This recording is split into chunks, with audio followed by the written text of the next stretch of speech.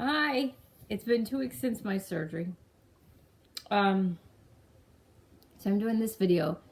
It's November 21st, 2017, so a couple days before Thanksgiving. And so a couple things have been coming up that all seem to come together with this point. I just want to make that you keep in mind, most people are really good people. Of course, the people who are meditating twice a day and receiving healings are the best people that we have on the planet right now. Doing their work and taking care of themselves and trying. But most people, honestly, are good. And when I was a pilot for United, I got on an airplane. I got on one, I was getting ready to fly on a 767, and there's a lot of people that get on, the wide body airplanes. So we had a lot of passengers, and there's a male flight attendant in the front. He was starting to make coffee. One of the passengers that got on, I needed to speak to the flight attendant really quick before I went to the pre-flight, and this male passenger cut right in between the flight attendant and me. I don't know if that's proper. I think it is. Cut right between us and was so rude and unbelievable. I had this look on my face, and I'll never forget. This male flight attendant said to me after seeing my face, "Don't forget that there are more good people in the world than there are bad. There's more good, a lot more good than there are bad." And he said, "One bad one takes out about 10 good ones." And I may have even said that in the video. That's the topic today. So I want to talk about, why do people act like that? Well, so as a human being on the physical plane, you can only come from love or fear. Hatred is a form of fear.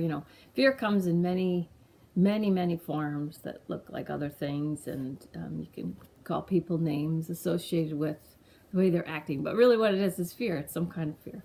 So when this man got on an airplane, fear kicked in, which I didn't understand at the time because that was my job, that was my living. It wasn't scary to me. I couldn't have an appreciation for why somebody would be afraid.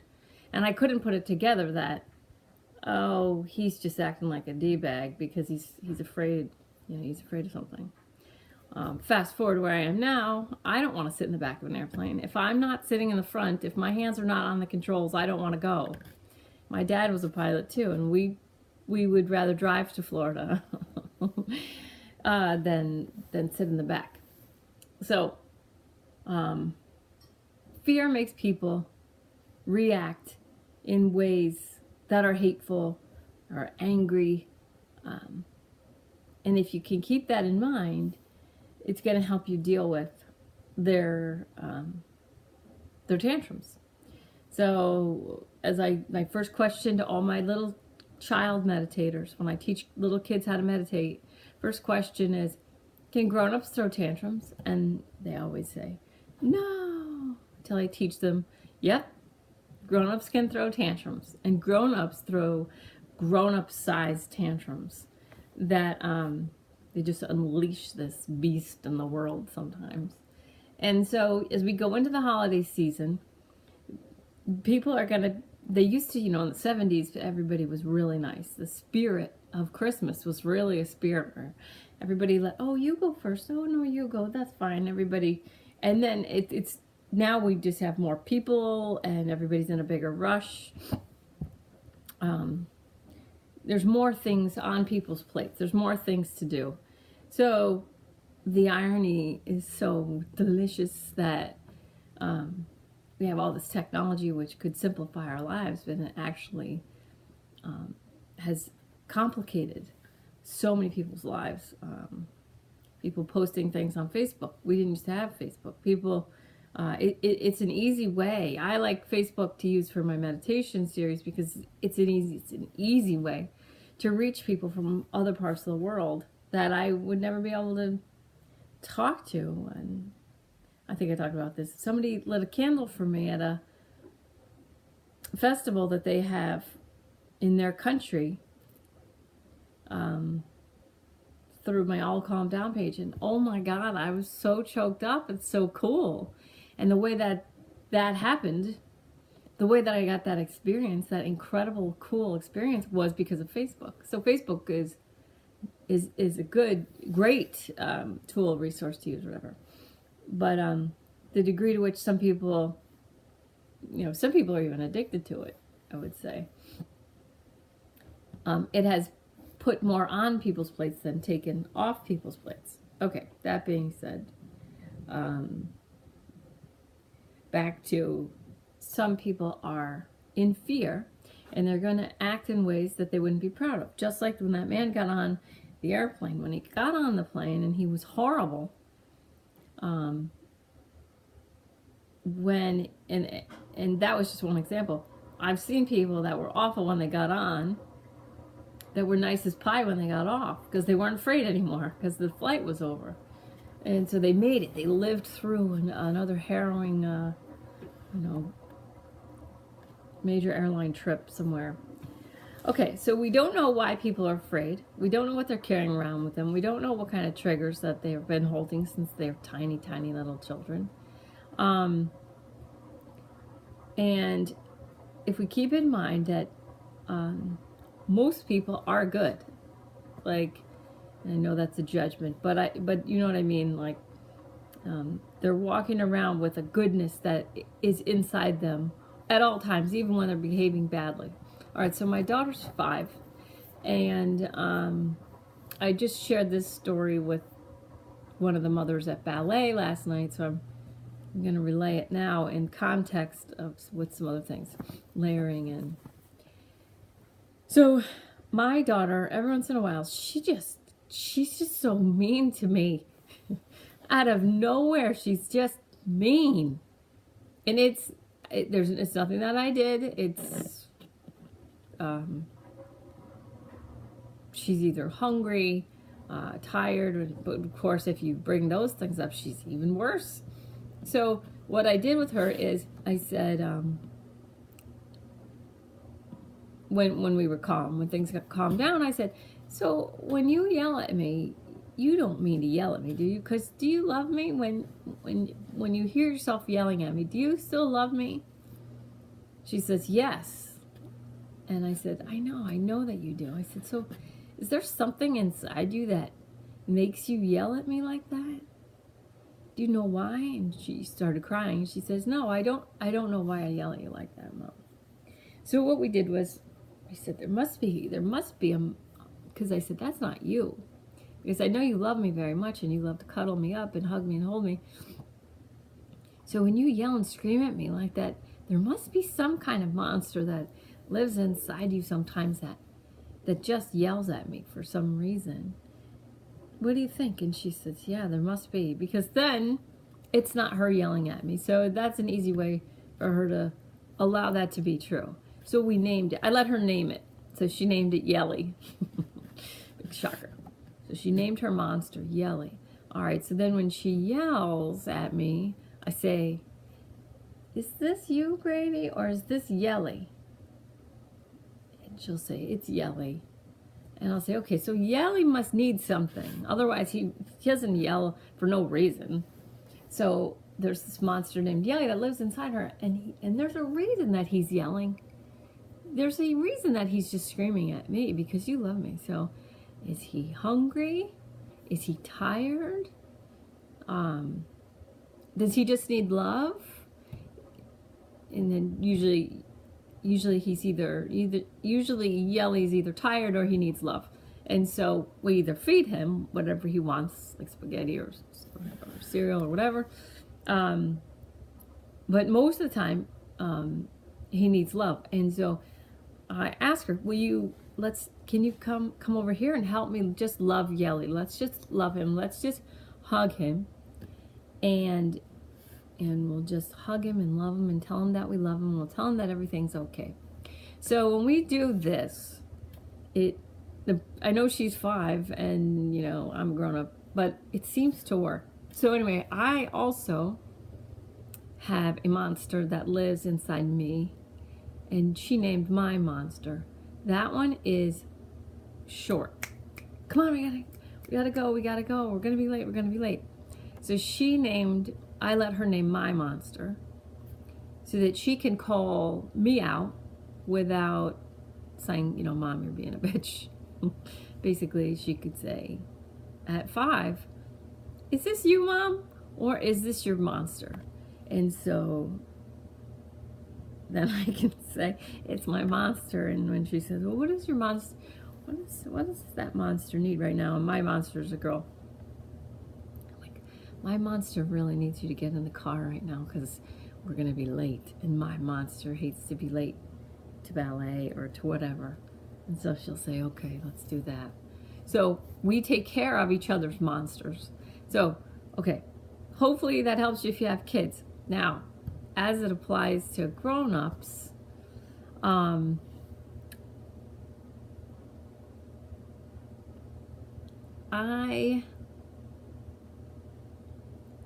as you know, well, maybe you don't know. Okay, so I just had surgery 2 weeks ago today. And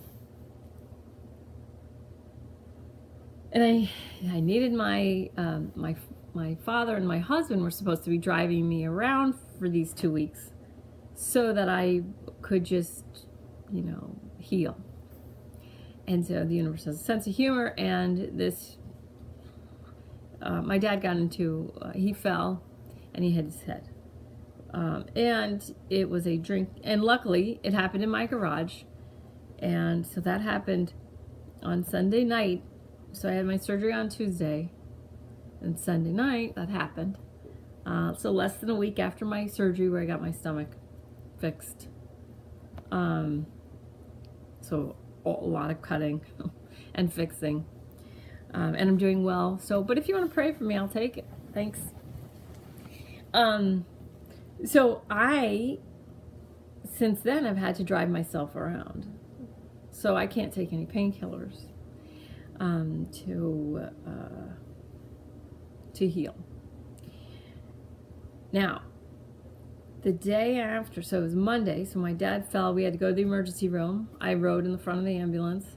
And then at 2 o'clock in the morning, one of my closest friends, one of the best people in the world that you could ever imagine having in your life, picked up my father and I at 2 o'clock in the morning from the emergency room.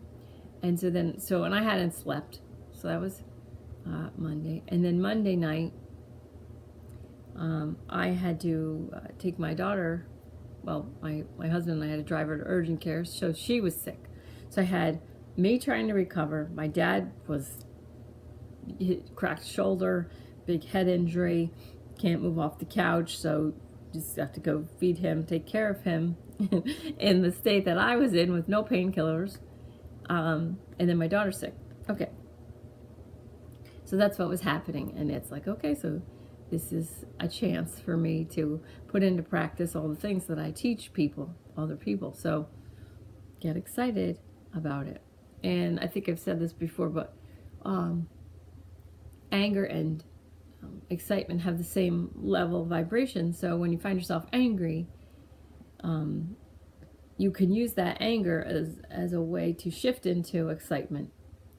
So when you find yourself really angry, it's a choice to think about, what am I really excited about? Like, what do I want to create? Usually is what I have people do.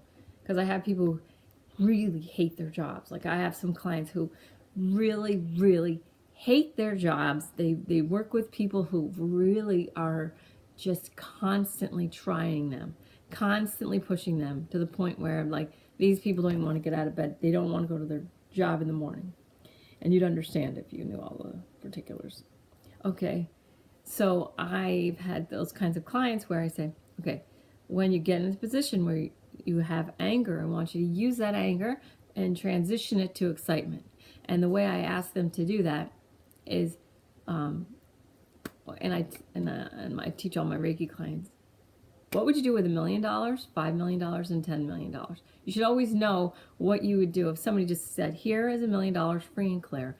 Here's $5 million free and clear. Here's $10 million free and clear. You should always know what you would do with that stuff. There should always be higher levels of creation thought processes going on in your mind, so that you're not just living a mundane day-to-day existence. Okay, it helps you, even if you're daydreaming about something you want to create or have or whatever. So with these people who hate their jobs, or hate their coworkers, blah blah blah, they get so angry. I ask them, take that anger, feel the anger, that it's anger while you're at work, slide over energetically into what am I excited about? Like, what would I do with $1 million or 5 million or 10 million? It's easier to start with $1 million, unless, and then their ideas get bigger and bigger. So when they get that anger, they're like, okay, this is cool. I'm going to use this to think about what I would create with $5 million or dollars or something.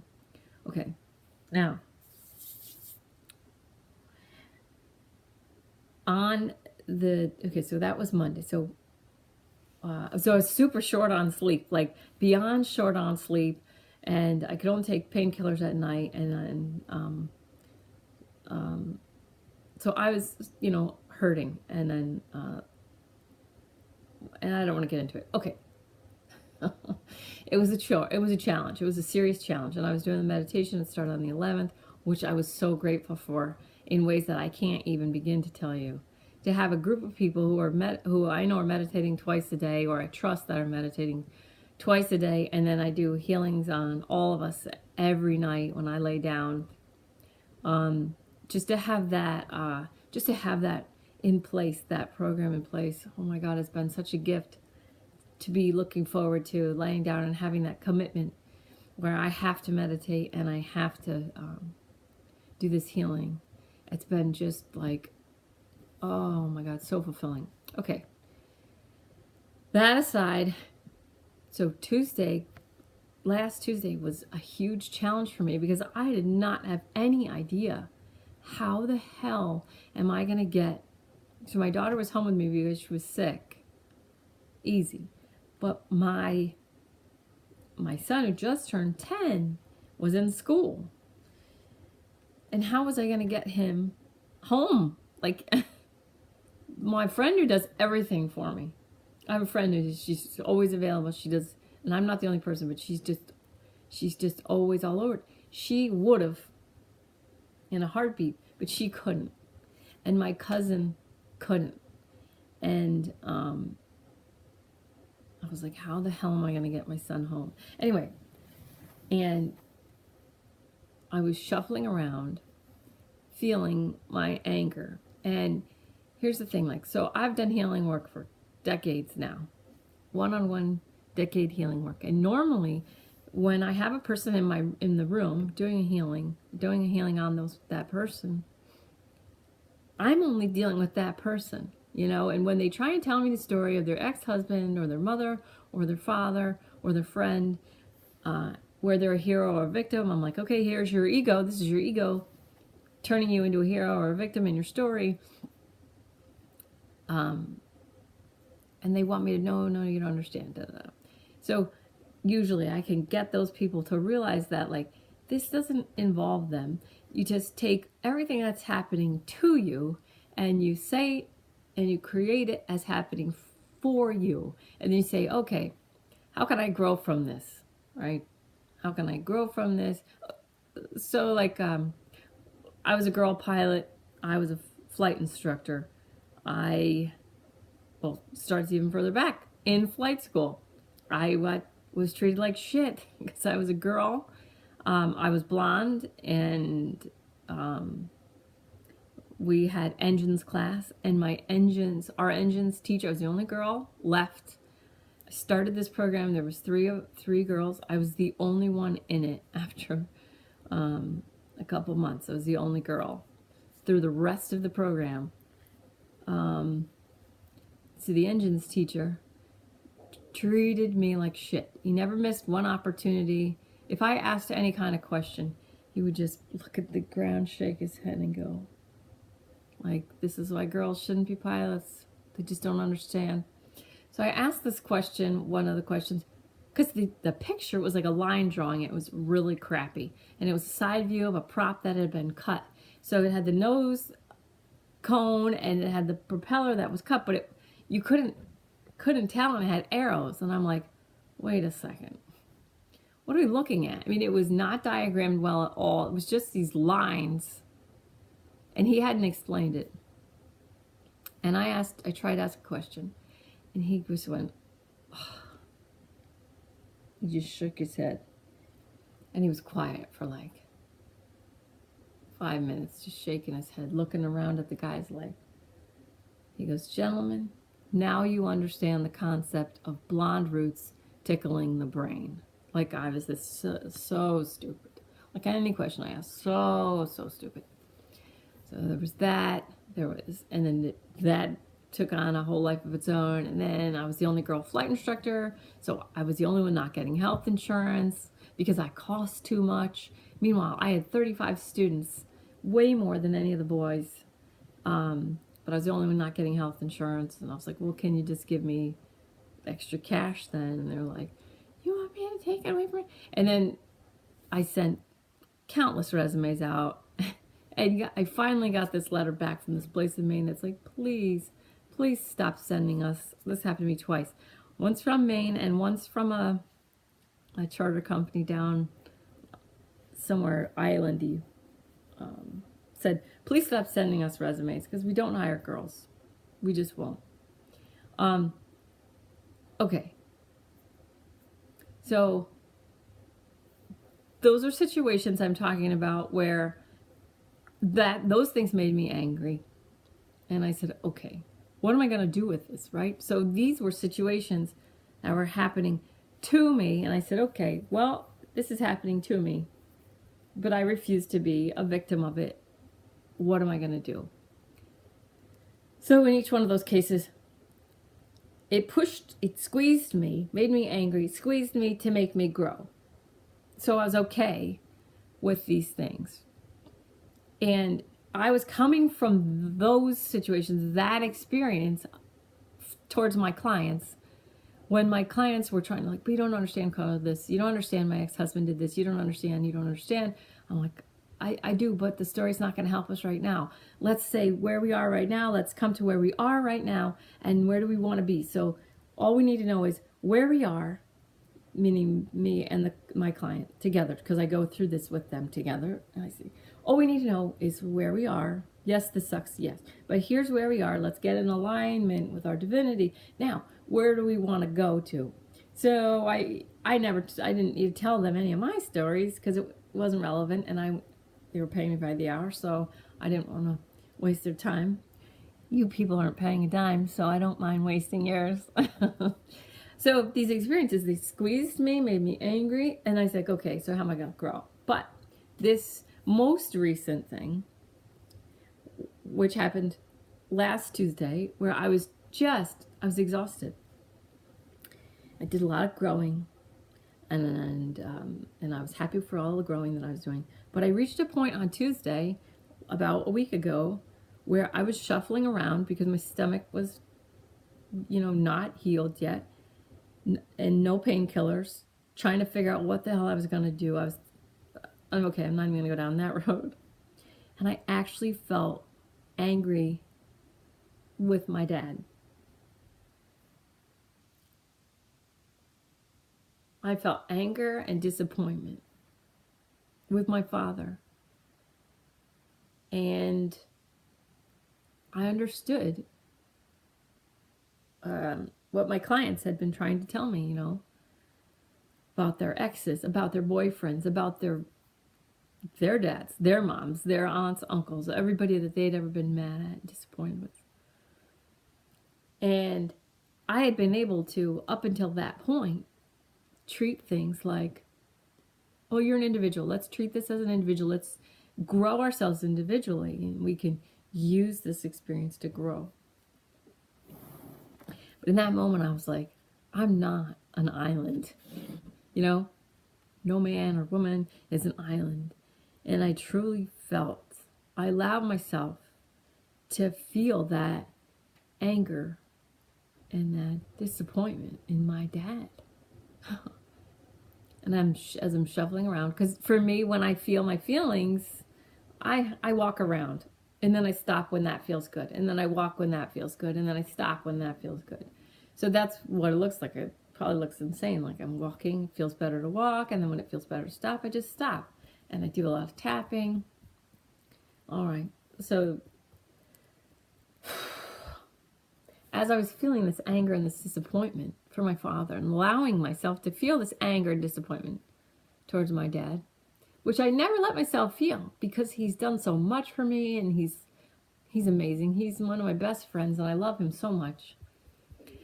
But I realized I had held accountable all the people who allowed him to get drunk. I wanted to go to them and show them the pictures of his head and all the blood. And I wanted to show them, not like, look what you did, but you think just because someone leaves your restaurant and they're able to walk out, that you have it in your mind that they're going to be perfectly fine and make it to bed. But this happened in a garage. You know, this person, this impaired person, impaired because you gave him a drink that, how did you not know that you shouldn't have given this person a drink, you know? And although I really appreciate that establishment, drove him home. One of the waitresses, lovely person, drove him home, and I appreciate that. But that's because there was a cop standing there saying, if you get in your car, you're arrested. And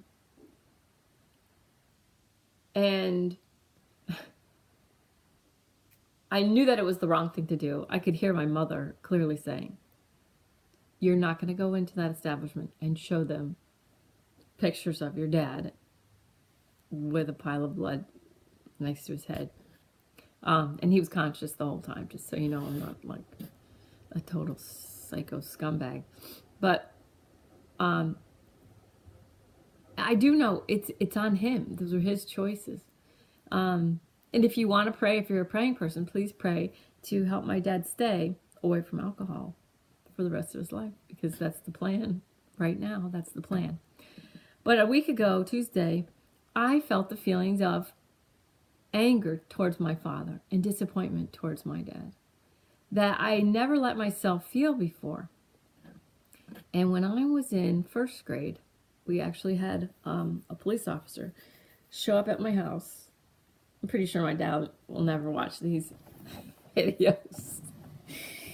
And if you know him, don't tell him about him. We had police officers show up at my house, and well, actually, first he was kicked out. My mom kicked him out of the house, and then I knew he was on the phone. I didn't realize I was intuitive or psychic when I was tiny, because I thought that was just normal. But when the phone rang, I knew it was my dad, and I was clutching at my mother's robe saying, I know that's my dad, and I want to talk to him. I want to talk to him. And she finally put me on the phone, and I said, Dad, when are you coming home? And he said, no, honey, I can't. Your mom won't let me. And I turned on her, and I just, the wrath at that young age was like hate from many lifetimes directed at my poor mom. And my dad's going, my dad is on the phone going, no, baby, no, it's my fault, it's my fault. So because of that conversation, she allowed him back in the house, but he had some things he had to do. One thing was he had to sit us down and explain that there was going to be a police officer that was going to come to our house, and what that was going to look like, and that he might have to go to jail. So he sat down. I think I was 6, sitting on the couch, and he's saying, I just want you to know that there's a police officer that's going to come to the house, and I may be taken away in handcuffs. I may be arrested. And I said, and so we're all crying, the entire family, there's 4 of us. We're all crying.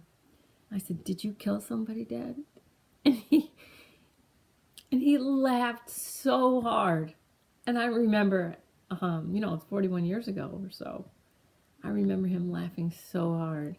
No, no, baby, I didn't kill anyone. And so the thought of someone arresting my dad and he didn't even kill someone, I was like, I did not like the police at that moment. That turned me against the police right then and there, and I was anti-authority probably from that moment on. But anyway, got him back in the house, and he was not allowed to drink again, and he wasn't allowed to take another drop of alcohol the whole time he lived with us. So he became a rageaholic instead of an alcoholic. And I remember thinking, what have I done? What have I done getting him back in the house? Maybe I made the biggest mistake of my life. But the way the ego works is the ego keeps you safe, sane, and secure by saying, oh, you're all right. It's okay. It's not too bad. And I'm not going to go into that whole story at this point in time, but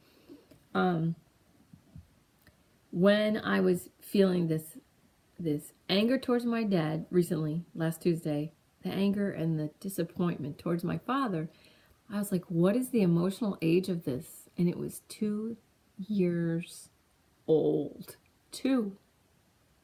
So that's 45 years of this crap that I've been hauling around with me. And I'm not the only one. So all you people out there, you've got some stuff. And I function fine on the earth plane. I'm doing fine. I was an airline pilot. I love my kids. I managed to be responsible for a lot of things. And I take care of other people through healings and whatnot. And so I'm functioning. So please remember, everybody you see is walking around with years, decades of crap that they're not even aware of. And they don't want it to be true. I don't want to be mad with my father. I don't want to be disappointed in my dad. I love my dad. He's one of the best people on the planet. He's one of my best friends. He's awesome. He's hilarious. He's one of my heroes, And so I didn't want to feel it. So I didn't. I let my ego create little trapdoors and little nets that spring up anytime that any kind of anger or disappointment was coming. I was like, get that trap. It's like a cartoon. And they hit the net or hanging from the trees. Like, get that out. Oh, I don't see it anymore. I'm good. So it's like forgiving before you even allow yourself to feel the emotion.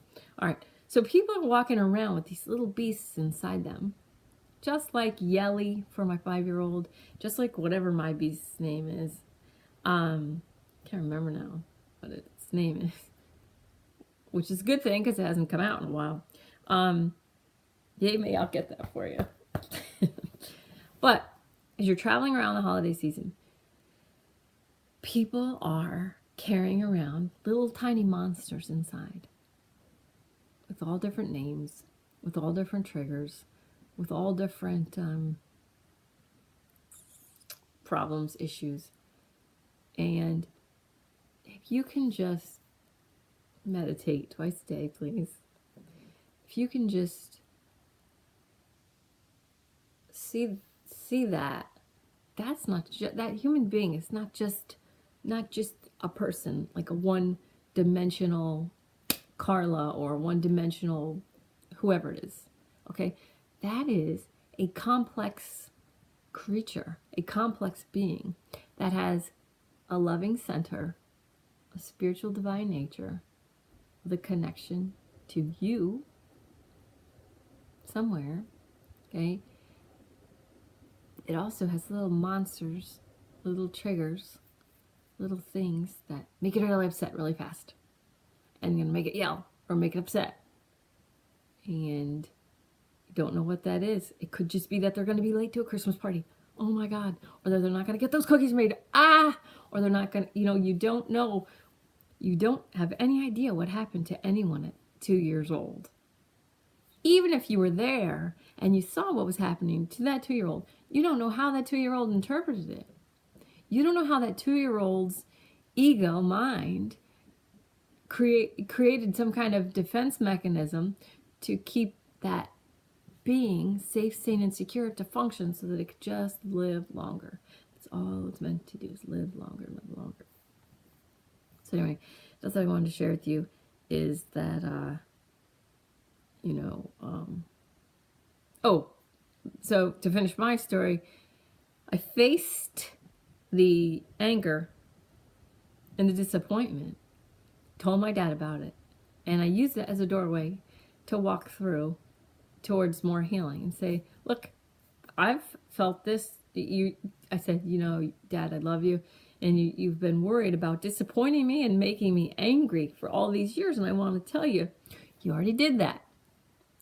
You did it a long time ago. You did it 45 years ago, and so that's been done, and I forgive you completely for it, but I'm not willing to let it live inside me anymore, and so I want it out, and I don't want to talk about it anymore. And if you need to talk about it, you can talk to a therapist, but I'm not going to keep reliving it. When he drinks, he tends to relive. And I've allowed that reliving, which drags me back through all the shit that we went through. And we lived through it. I mean, I let him do it. I let him do it to me because I let him, drunkenly, relive it and drag me back through it, because I feel like I'm supposed to, because I love him, because he's my dad, because, well, I've decided I don't want to do that anymore. It doesn't serve me. So if he needs to do that, I feel like it's unhealthy. I've already walked through the door and I'm in another room. And if he wants to walk through the same door and join me in the other room, that's great. But if he wants to stay in that room and keep reliving, then he can pay a therapist to do that. But he's decided, supposedly, that he's going to walk through the doorway with me. And we're in a new room now. So you can wish us luck. And so all this potential crap, it's, if I think of it, I try and help people think of it as a doorway to walk through towards more healing. And it's like, you just walk through it. It's the fastest way, and you just walk through and you go, oh, okay, yeah, I'm done with that. And it's doing it in a real way where it's not pushing it down anymore. I mean, I pushed down those feelings of anger and probably resentment, and just pure disappointment in my parent for 45 years.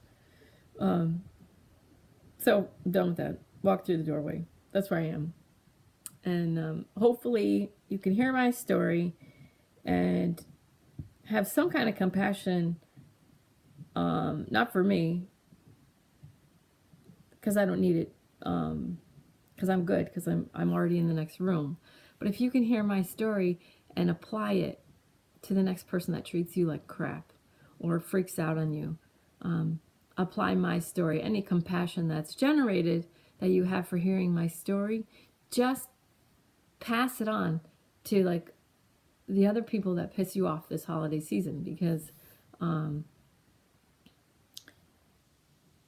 they need it. And when you do that, you are going to feel like you're walking into the next room, and you're going to be so proud of yourself, and you're going to just fall more in love with yourself. So that's what I want for you. Fall in love with yourself, because I'm so thankful that you're listening to this, and I love you, and I am so thankful for you doing this work with me and moving through our lives together and just raising the vibration of ourselves and the planet. I love you. I love you. Love you. Love you. Happy holidays.